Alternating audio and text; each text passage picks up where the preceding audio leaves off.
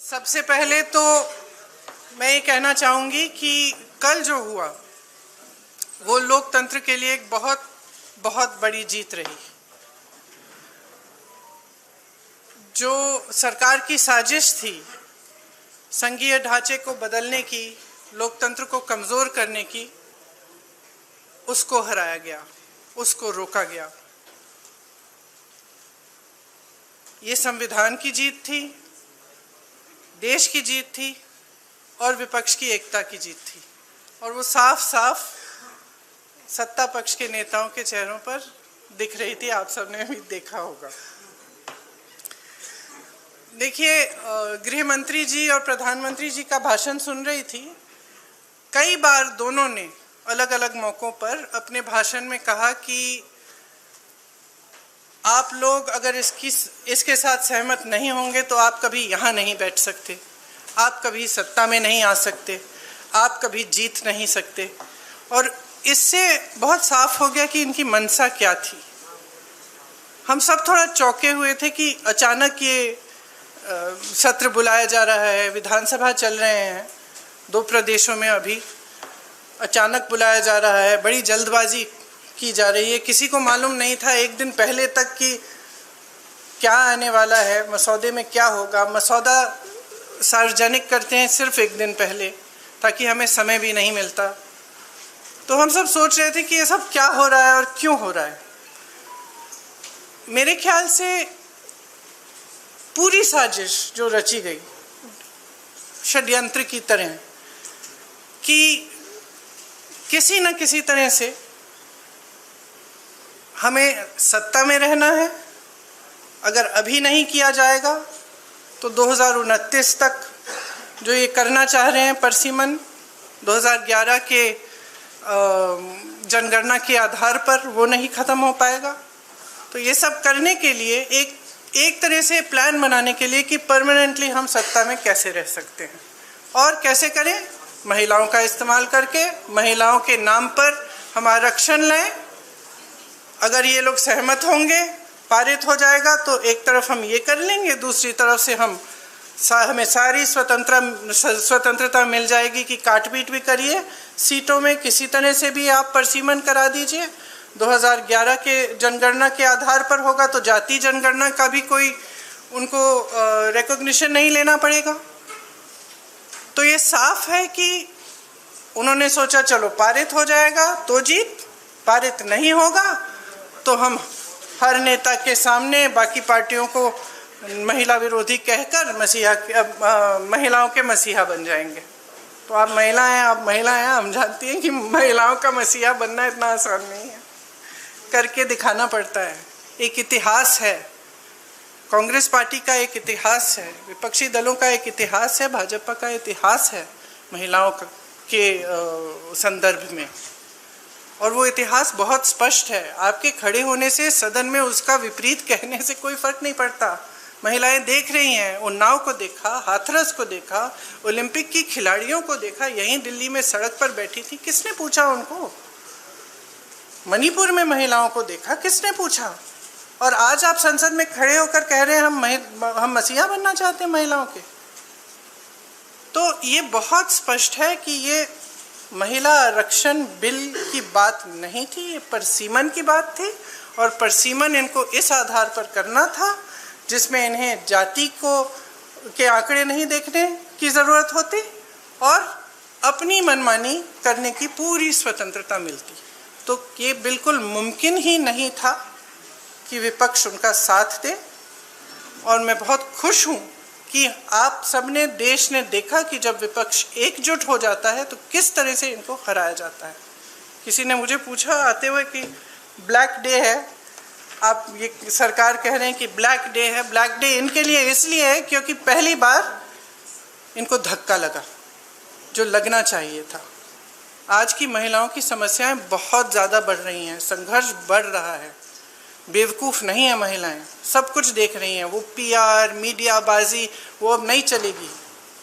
कुछ ठोस करना है तो आप 2023 में जो सर्वसहमति से जो विधेयक पास हुआ था, पारित हुआ था, सारे दलों ने उसका समर्थन किया था, उसको लाइए, उसमें अगर कुछ एकाध संशोधन करना है छोटा, ताकि वो अभी लागू हो सकता है, करिए और उसको अभी लागू करिए। महिलाओं को हक दीजिए, अभी दीजिए, लेकिन उसको आप घुमाकर और दूसरी चीज़ों के साथ उसको अटैच करके आप गुमराह करने की कोशिश मत करिए। सीधी सी बात है, इसको अभी करिए, हम सब तैयार हैं। अब आप पूछिए। मेरा सवाल आपसे ये है, जब ये बिल गिरा उसके बाद, मेरा सवाल आपसे ये है कि जब ये बिल गिरा उसके बाद लगातार सरकार की तरफ से कहा जा रहा है कि राहुल गांधी ने फ्लोर ऑफ द हाउस में बोला कि बिल पास करना है तो मौजूदा परिस्थिति में 1 सेकंड में आप मौजूदा सीट पर पास कर दीजिए 543 पे। तो क्या विपक्ष उसके लिए तैयार होगा? अभी कि तो जो आपने बोला जो 2023 वाला बिल है, पर अगर मौजूदा सीट 543 है, वही तो है। 2023 का जो विधेयक है उसमें ये था कि इन्हीं सीटों में से आप 33% महिलाओं को देंगे। मैम उसमें लिखा था कि सेंसस के बाद डिलिमिटेशन होगा, उसके बाद तय की जाएगी जो भी सीट होंगी उस पे 1/3 मिलेगा। तो यानी कि सीटें बढ़ती, पर नहीं, 543 में से ही था। तो उसके लिए आप लोग तैयार हैं? हाँ, बिल्कुल तैयार है। जी प्रियंका जी, दो दिनों तक हमने बहस देखी और अब क्रेडिट उधर से भी क्लेम किया जा रहा है, आप लोग भी दावा कर रहे हैं। नहीं, हम क्रेडिट का दावा नहीं कर रहे हैं। सवाल हम आपको इतिहास के बारे में बता रहे हैं। कांग्रेस पार्टी ने 1928 में शुरू की ये बात, और कांग्रेस पार्टी की ही ये बात थी जिस वजह से आज आज़ादी के पहले दिन से महिलाओं को भारत में वोट डालने का मौका मिला और अधिकार मिला। तो मैम सवाल ये था कि बीजेपी और एनडीए पूरे देश में अभियान चलाने जा रही है। आपने देखा कि कल शाम को प्रदर्शन हुए, देश भर में प्रदर्शन हमने देखा बीजेपी की तरफ से, और ये दिखाने की कोशिश है कि महिला विरोधी है कांग्रेस और इंडिया अलायंस। इसकी काट में आप लोगों की तरफ से क्या कोई अभियान चला जाएगा? क्या रणनीति होगी कांग्रेस की और इंडिया अलायंस की इसकी काट के लिए? जो बात आप अब कह रही है वो देश के आम लोगों तक कैसे ले जाएंगी? देखिए, जैसे मैंने कहा, देश की जनता जो है उसमें बहुत ही ज़्यादा विवेक है। अगर इनको अभियान करना है पूरे देश भर में, खुलकर करें। लेकिन आज देश उस परिस्थिति में नहीं है जो 12 साल पहले था, और शायद कभी कभी ये होता है कि जब सत्ता बढ़ जाती है लोग सच्चाई नहीं बताते हैं नेताओं को। तो इस पूरे ये जो पूरा पिछले 2-3 दिनों में हुआ, इससे कुछ हद तक ये भी दिख रहा है कि ये समझ नहीं पा रहे हैं कि आज भारत बदल गया है। भारत की जनता देख रही है, समझ रही है कि मीडियाबाजी, पीआर बाजी, ये बड़े बड़े अभियान, इतना सारा पैसा डाला जाता है इसमें, ये चल नहीं रहा है। ये अब चल नहीं रहा है। कल बार बार अमित शाह जी कह रहे थे, आदरणीय अमित शाह जी कह रहे थे कि हमारी बातों पर भरोसा करिए। कोई भरोसा नहीं कर रहा है। असली पॉइंट तो ये है कि जनता का भरोसा उठ रहा है। तो आप जब कुछ कह रहे हैं तो उसको फेस वैल्यू पे जनता आज नहीं ले रही है। प्रियंका जी, कल जो कुछ हुआ उसके बाद जो बीजेपी कह रही है कि they will launch a country-wide campaign to dub the entire opposition, including the Congress, as anti-women. और जैसे आपने अमित शाह जी की बात करी, तो अमित शाह जी ने आपकी राजनीतिक सूझबूझ की भी बहुत तारीफ करी कल लोकसभा में। तो what would be your advice or the campaign, the Congress plan to counter this campaign? See, I think it's very, very clear. We are saying very, very clearly, and we will say this from every platform, we will say this in every state, not just the Congress party, but every party of the India Alliance will say it very, very clearly. Bring that 2023 legislation which was passed, make whatever change you want to get it done by 2029, we will fully support it. We will say this again and again, all over the country. And the other point that I was making in Hindi earlier was that things have changed for this government. It's very visible from their actions. Firstly, they are under a lot of international pressure. It's very, very clear. A lot of the actions they are taking, I don't think, as my brother has said multiple times, any Indian Prime Minister would have accepted the terms of the deal that they have done with the US. unless there was massive pressure. He is obviously under massive pressure. It is very obvious. So public is seeing this. The public continues to suffer with multiple problems. The price of gas, price of fruit, vegetables, everything has gone up, and especially the burden of this is on the shoulders of women. And it's across class, across caste. It does not matter whether you're a rich woman, poor woman, whether you live in an urban center, whether you live in the villages. Your problems are increasing. And there is nothing coming from the government to resolve them. So the public can see it. So they can take their Mahila Morcha in front of whoever's house they want. They can make as much tamasha as they want. This country has now awakened to the fact that they do not stand by their words. They cannot be trusted, and certainly women cannot trust them, because we have seen their attitude and their behavior on multiple occasions. So I think it's very clear they can do what they like. The public is seeing everything very, very clearly. And the chronology of the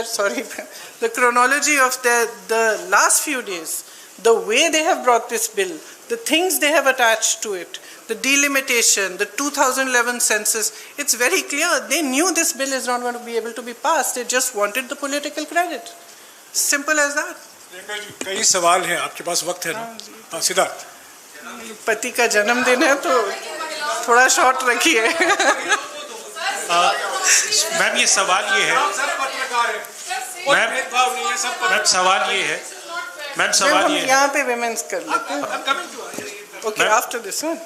ma'am सवाल ये है कि आप लोग कह रहे थे कि ये वुमेन रिजर्वेशन बिल सिर्फ एक ढाल है, पीछे से एक मंसूबा डिलिमिटेशन पास कराना है।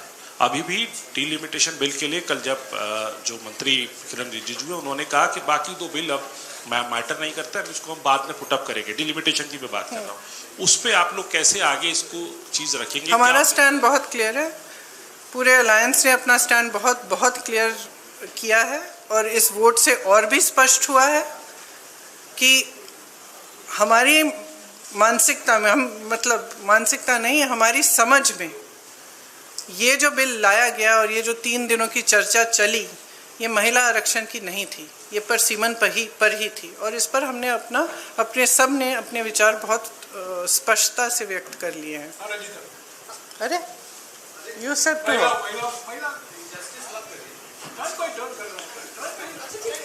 लेटर। मैम सर महिला ही है इधर भी, वो भी और मैं भी। मैम आपने 543 सीटों की आपने कहा कि 543 मौजूदा सीटों पर सरकार दे दे, तो ओबीसी का उसमें प्रावधान नहीं है, एससी एसटी का तो है, तो क्या उसके लिए भी अगर आप नहीं, उसमें उचित प्रावधान बनाया जा सकता है, क्यों नहीं बनाया जा सकता? और दूसरा मैम सरकार के नैरेटिव को काउंटर करने के लिए, क्योंकि सरकार कह रही है कि हम सड़क पर जाएंगे, संसद से सड़क तक की लड़ाई लड़ेंगे, तो क्या कांग्रेस का भी कोई ऐसा थॉट प्रोसेस है कि हम भी सड़क पर जाएं, और अगर जाएंगे तो क्या कोई रूपरेखा? देखिए, इन्होंने ये पूरा प्लान पहले से बनाया था, शायद ये भी इस प्लान का हिस्सा था। कल हमने इनको डिफीट किया है पार्लियामेंट में, हम आज बैठ के हम भी सोचेंगे कि हमें क्या करना है, और जरूर करेंगे कुछ। हाँ, प्रियंका जी, सरकार कह रही है कि आप महिला विरोधी हैं, आप कह रहे हैं कि 543 सीटों पर 543 सीटों पर 33%। मैंने तो लड़की हूँ, लड़ सकती हूँ, किया 40% महिलाओं को उत्तर प्रदेश में लड़ाया, वो अलग बात है कि एक ही जीती उसमें से, वो अलग बात है, लेकिन एक निजाम आपने सेट किया। लेकिन यही सवाल था मेरा कि लड़ाई अपनी जगह है, क्या देश की सबसे पुरानी पार्टी ये कानून लागू हो या ना हो, सबसे पहले ये कर सकती है, ये ऐलान कर सकती है कांग्रेस की आने वाले चुनाव में हम बिना कानून के आए हुए 33% आरक्षण महिलाओं को दे देंगे? देखिए, हमारी आशा ये है कि आने वाले चुनाव में वैसे भी 33% महिलाएं चुनाव लड़ेंगी, और हम कह रहे हैं बार बार, विधेयक लाइए, दोबारा से लाइए, हम उसको पास करेंगे, पारित करेंगे आपके साथ। Today the opposition is planning to write a letter to Prime Minister Narendra Modi for the implementation of this bill. But are you also going to mention about the OBC quota, because already for SC ST there is a provision which has been passed, and for Muslim reservation also it was being demanded by the Samajwadi Party. Are you also going to support that in this particular letter? Look, the OBC quota, I think almost every speaker from the opposition has referred to it. We are all saying that if there are women's reservations, just like there will be 1/3 reservations in the ST and the SC, there has to be a OBC reservation which is commensurate to the number. That's it. You're saying it again. Priyanka ji पूछ रहे हैं, कुछ पूछ रहे हैं। प्रियंका जी मेरा नाम, एक मिनट, इन्होंने शुरू कर लिया था जी। प्रियंका जी मेरा नाम पूनम है और मैं अमर उजाला से हूँ। प्रियंका जी मेरा सवाल ये है कि परिसीमन 2026 तक फ्रीज था, अब वो परिसीमन खुला है। आपने कल कहा कि महिला संशोधन विधेयक इसलिए नहीं लाया गया कि परिसीमन मनमाना था, अब परिसीमन होना है, तो कांग्रेस की दृष्टि में वो परिसीमन किस प्रारूप में होना चाहिए और उसके लिए क्या कुछ कांग्रेस की मांग रहेगी? हमने बार बार कहा है कि परिसीमन से पहले जातीय जनगणना होनी चाहिए, उसके आधार पर होना चाहिए। देखिए, ये परिसीमन आयोग बनाना चाहते हैं जिसमें ये 3 जने अपने लगाएंगे, जैसे इन्होंने बाकी सारे आयोग बनाए हैं और सबको कैप्चर किया है। तो हम भरोसा कैसे करें? आपने देखा परिसीमन में इन्होंने असम में क्या किया है और JNK में क्या किया है। विपक्षी दलों के नेताओं की सीटों का विभाजन, अपनी मनमानी से काट-पीट। JNK में कुछ सीट ऐसी हैं जहां एक जगह एक हिस्सा इधर है, एक हिस्सा उधर है, सिर्फ अपनी सत्ता बनाए रखने के लिए। कौन भरोसा कर सकता है? जनता भरोसा नहीं कर रही है। आप कह रहे हैं कि हम भरोसा करें उनकी।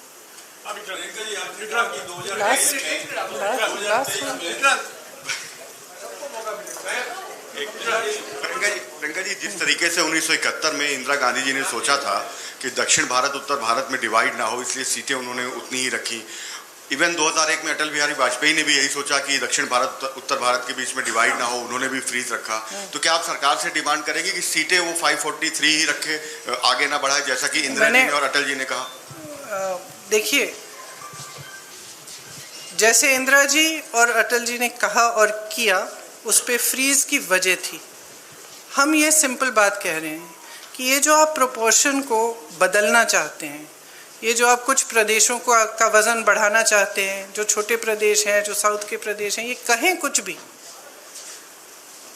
कुछ भी, हम इनकी बातों पर भरोसा नहीं कर सकते। और अगर इन्होंने ऐसा किया कि छोटे प्रदेशों को, दक्षिण के प्रदेशों को का वज़न इन्होंने कम किया, तो देश में बहुत ज़्यादा संकट पैदा करेंगे। तो इससे हम सहमत नहीं हो सकते। तो हम बिल्कुल इस पक्ष में हैं कि जैसा है वैसा ही रहना चाहिए, प्रोपोर्शन के तौर पर।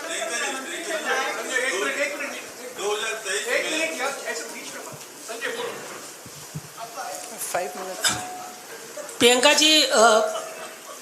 जी आपने कहा और विपक्ष लगातार कहता रहा है कि लोकतंत्र जो है वो खतरे में है। आपको नहीं लगता? मैं आपसे सवाल कर रहा हूं कि 2 साल पहले विपक्ष की एकता दिखी थी संसद में और 2 साल के बाद वो लगातार डवाडोल दिखी, इस बार फिर दिखी है। तो क्या आपको नहीं लगता है कि विपक्ष को भी अपनी एक जिम्मेदारी निभानी होगी कि ये जो डवाडोल रहती है उनकी स्थिति, एक मंच पे आते हैं एक वक्त में और फिर वो अपने अंतर विरोधों में जो है वो फंस जाते हैं। तो क्या ये अंतर विरोध से उभरने का ये डिफाइनिंग मोमेंट माना जाए? सबसे पहले तो मुझे लगता है कि इसको ऐसा माना जाना चाहिए। दूसरा, देखिए, विपक्ष जो है उसमें बहुत सारे दल हैं, कुछ प्रदेश हैं जिसमें हम एक दूसरे से के खिलाफ भी चुनाव लड़ते हैं, लेकिन अगर आपने देखा होगा जब ज़रूरत पड़ती है तो हमारी एकजुटता पे कोई उंगली नहीं उठा सकता। कल आपने देखा हमारी एकजुटता कितनी मजबूत है। तो मैं इससे सहमत नहीं हो सकती कि डवाडोल है हमारी एकता। Answered, but related to this only, that do you think for the elections in states or at the center, this unity will be seen in future, as you've just mentioned that this unity has only been able to defeat this government? I think there are certain factors which are coming together at this point in India's history. As I said, one is the international pressure on the government, which is very visible by the actions they are taking, which are not necessarily in the interest of the nation. In fact, many of them are not. There is more stress on people. Prices are rising. Other factors are coming into play. Prices are rising immensely. Difficulties are becoming greater. And I think that at this time, the opposition has shown its unity. It's not just the fact that we are united as an opposition, it is also the fact that there is a mood amongst people. They are fed up of lies, they are fed up of all this, I'm sorry to say, but they see through also, I'm sorry to say, but a lot of the sort of media propaganda. They see through that as well. They are looking more towards finding out the truth. And I think the opposition, in the actions that we took yesterday in Parliament, we have stood for the truth, we have stood for the Constitution, we have stood for the nation, and we have stood as one. I think that this is a moment that we should all recognize. We all saw the faces of the bigger leaders of the BJP in Parliament. It was very clear from their expressions that this was a shock to them and that they were defeated for perhaps the first time in these 12 years. I think we should all accept that from now on, we fight harder, we stand together, and hopefully we will be able to push through much more than we did before. Priyanka ji, आपने कहा कि 2023 का जो bill है, उस bill को अगर लाया जाए तो हम उसका समर्थन करेंगे, लेकिन उसमें महिलाओं का सीट कौन सा हो, इसका निर्धारण कैसे होगा? इसकी कोई सलाह है आपके पास? अब ये देखिए, जो निर्धारण करेंगे वही ये अपने आप ये प्रयास करेंगे। इनमें इसमें मैं सलाह क्या दूंगी उनको? पूछ लीजिए। एक मिनट यार, एक मिनट। मैम, अमित शाह कह रहे हैं कि हम पे भरोसा कीजिए। मोदी जी कह रहे हैं कि मैं ओबीसी और पिछड़े गरीब वर्ग से आता हूँ, जब हकीकत है कि देश की आबादी आज भी SC ST OBC बहुत ज्यादा है। ये कह रहे हैं कि ब्लैक डे है। मैं कह रहा हूँ, क्या उन महिलाओं के साथ ये धोखा नहीं था जिन महिलाओं को SC ST OBC का रिजर्वेशन नहीं मिलता, क्यों कास्ट सेंसस से बच रहे हैं? वही तो मैं कह रही हूँ, पिछले आधे घंटे से धोखा ही था। Okay, last. Ma'am, Amit Shah has said that there are 120 constituencies. 1 and 2. Amit Shah has said there are 120 constituencies that have population of over 25 lakhs. He in fact listed Malkangiri also, that has 48 lakhs people. You may have some reservations about demilitation, but do you not believe that it's the need of the hour? Actually, no. Actually, I don't. I believe that that's the way it's being sold. And delimitation of seats of 20, 30, 40 has been done before. But a complete overhaul of Parliament, and that too in the hands of people who tend to have disregard for institutions, who tend to weaken every institution, including the Election Commission. How can you expect us to support this? It's not possible for anybody who loves democracy, who loves this country, to support such a thing. Ma'am, Neeraj के बाद No, he's asking. He's already started. Okay. आप बोलिए। आपने खुद suggest किया अभी कि ये परिसीमन था, दरअसल ये महिला आरक्षण के लिए नहीं था।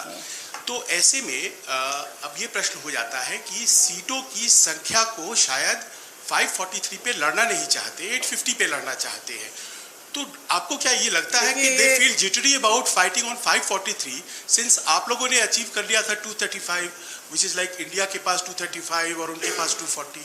No, I don't think they're jittery about fighting 543. I think firstly the men are trying to reserve their own seats, right? So that their 5 out of 543, their seats don't go to women. Ma'am? Possible, yes. After all, we are living in a patriarchy. So firstly, there's that issue. Secondly, as I said, we cannot trust them with delimitation because their attempt that we have seen in Assam and in J&K has been it's been completely designed in a way that they should win, designed in a way that it benefits them. So how can we trust them with that? Ma'am, Neeraj news 18 India से हूँ। कांग्रेस के आकलन में आप लोग को क्या लगता है कि नंबर सरकार के पास नहीं थे, क्योंकि 2/3 बहुमत जरूरी था सदन के अंदर? ऐसे में क्या वजह थी? सरकार का मुख्य मकसद क्या रहा होगा इस बिल को लाने का? मेरे ख्याल से मुख्य मकसद यही था कि हम कुछ ऐसा करें कि हमें महिलाओं के मसीहा बन जाए। अगर हम बिल पारित नहीं होता है तो हम घर घर जाके कहेंगे कि ये महिला विरोधी है और देखो हम तुम्हारे लिए कुछ करने की कोशिश कर रहे थे और इन्होंने करने नहीं दिया। अगर पारित हो जाएगा तो वैसे भी हम मसीहा बन जाएंगे। पता नहीं, यही मेरा महिला दिमाग कहता है। मैम इधर मैं मोहित दुबे हूँ एबीपी न्यूज से। किधर हैं आप? अच्छा। मैम मेरा सवाल ये है कि आप लोगों ने कहा कि हम महिला आरक्षण के विरोध में नहीं हैं, परिसीमन के विरोध में, लेकिन वही दूसरी ओर भारतीय जनता पार्टी और एनडीए के लोगों ने कहा कि नहीं महिला विरोधी आप लोग हैं, महिला आरक्षण के विरोधी हैं। सवाल मेरा ये है कि आज आप लोगों ने बैठक की है, बैठक में आप लोगों ने क्या फैसला किया? क्या ये भी फैसला किया कि प्रधानमंत्री नरेंद्र मोदी से मिलकर आप लोग जो है मांग करेंगे कि 543 सीटों में से ही महिला आरक्षण लागू किया जाए, और अगर वो आपकी बात नहीं मानते हैं तो आगे आप लोग क्या करने? क्या राष्ट्रपति से भी मिलने की कोई उम्मीद है? देखिए, आज की बैठक में ऐसा कुछ नहीं तय किया कि किससे मिलेंगे और किससे नहीं मिलेंगे। ये ज़रूर तय हुआ है कि हम सब सहमत हैं कि अगर वो 2023 वाला जो विधेयक है उसको फिर से लाएं, उसको वो पारित हो चुका है, अगर उसको फिर से लाएं, कुछ छोटे मोटे संशोधन कराना चाहते हैं ताकि वो 29 तक वो लागू हो जाए, तो हम पूरी तरह से उनके साथ हैं। ये हम सब कहेंगे, सब एकजुट होकर कहेंगे और हर प्लेटफॉर्म से कहेंगे। धन्यवाद। शुक्रिया। Thank you.